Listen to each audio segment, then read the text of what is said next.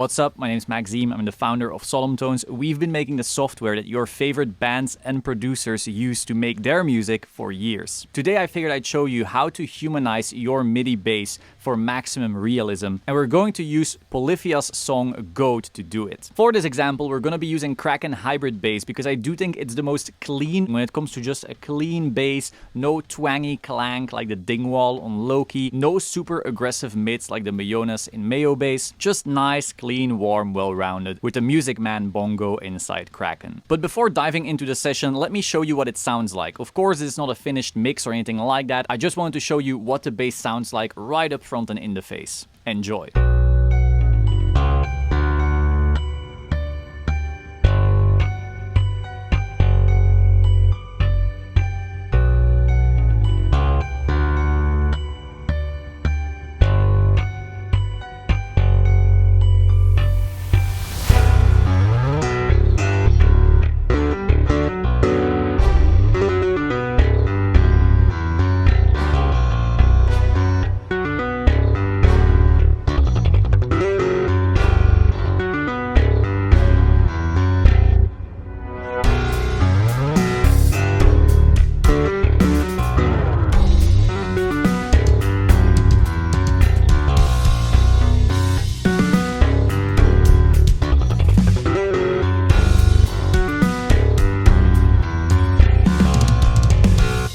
Now that you know what it sounds like, let's actually dive into the session and see what kind of humanization tricks can be done to really get the maximum out of your MIDI bass. So we're here in the session and I have our Kraken Hybrid Bass track soloed. Let's go over some of the techniques I've used to make this bass as interesting as possible. In the intro, we kept it very simple. This is basically based on what Tim says in his own tutorial the bass is supposed to be doing.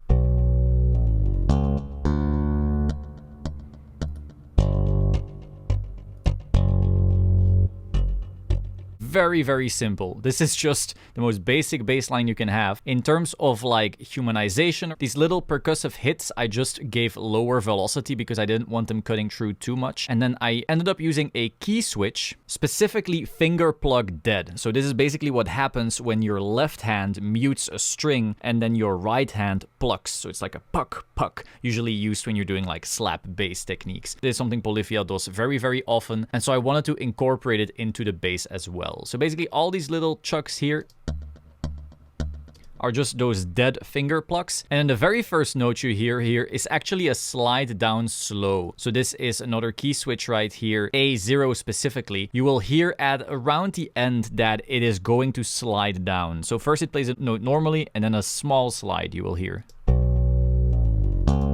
You hear it? It's like dum. Kind of adds a little bit more of those dynamics. It's not just one long note. It kind of slides down and then it'll go into those percussive hits right here. Now, of course, beyond that, this isn't all that hard. This is a very simple bass line. I tried to keep this simple enough so you could focus on the actual bells before we go, of course, into this monstrosity. And this is where the real magic happens, of course. This is where I went a little bit mad. Of course, you don't have to go this far with humanization. I just wanted to see how far I could really go. So let's go and break that down. We start off with this first, I guess you can call it a chord, these two notes together.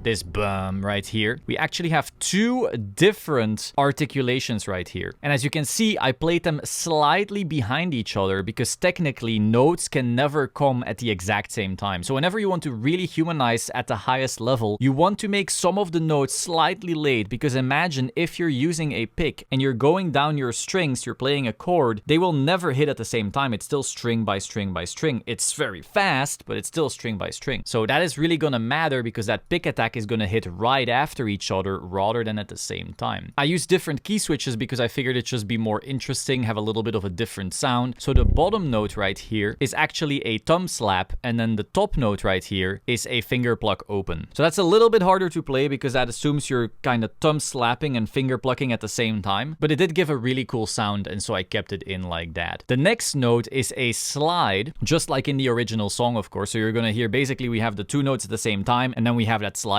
sound.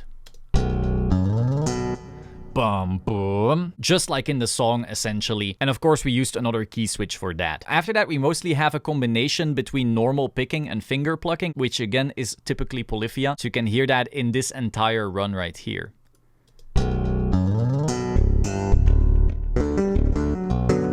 Now, right here, we do some pretty wild things. So here we have these triplets, and I chose to do some very odd key switches. While we do have some pre-recorded slides, and we also have the sliding mode key switch, I actually found that it sounded better when I just gave it 2 different articulations. So in this case, it was actually a down mute and a hammer-on together. I know it makes no sense, but that just ended up sounding the best to my ears. Sometimes you just need to use your ears. You might think, hey, I actually want to play this different in real life, but it ends up sounding better by just experimenting. Then we have this huge chord right here, and you will notice once again all of the notes are slightly behind each other because, well, you can technically never play all the notes at the same time, and the velocities are also different, which is very typical if you're going to be playing a chord. However, I did invert them. Normally, if you are picking down on the strings, your first hit string will be hit the hardest, and then your pick will get weaker and weaker the lower you go, but it ended up sounding better inverted, so I just did it the other way around. Then of course we have another slide right here, as you can hear,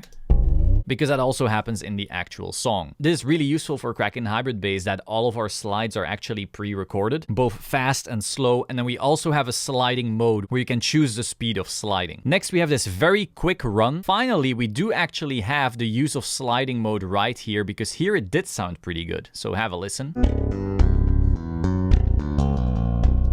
So right here you actually have this right here with the sliding mode key switch. Right here I actually did another interesting little trick that you will hear throughout this song. Whenever I felt like, there's a little bit of a weird silence here, and I feel a normal guitar or bass player would add a little oomph, would add a little sound, I would sometimes take one of the root notes of the scale or just one of the more important lower notes. I would add it in. I would place a dead finger pluck with a key switch articulation in order to once again add some of those percussive sounds. You can actually sprinkle those all throughout your bass performances to really sell it as a human just going crazy on their bass guitar. So you can check that out right here. Bum, bum. And that just really adds that color, which is again something Polyphia does just all the time. Their entire songs are sometimes just all these plucks and plings and plongs that people just love to hear. Then next up we have another sliding mode use right here. Next, I did a little interesting thing. We have this very fast run. Now, normally this is just where they do a typical quick run, alternative picking, nothing too special, but I actually found that it sounded way cooler when we played this muted on the bass. So I figured it's fine to be a little lazy sometimes, and I just added a massive key switch that makes all of these mutes, but it sounded really, really cool. Let me show you. That sounds cool to me. And now we go to repeat.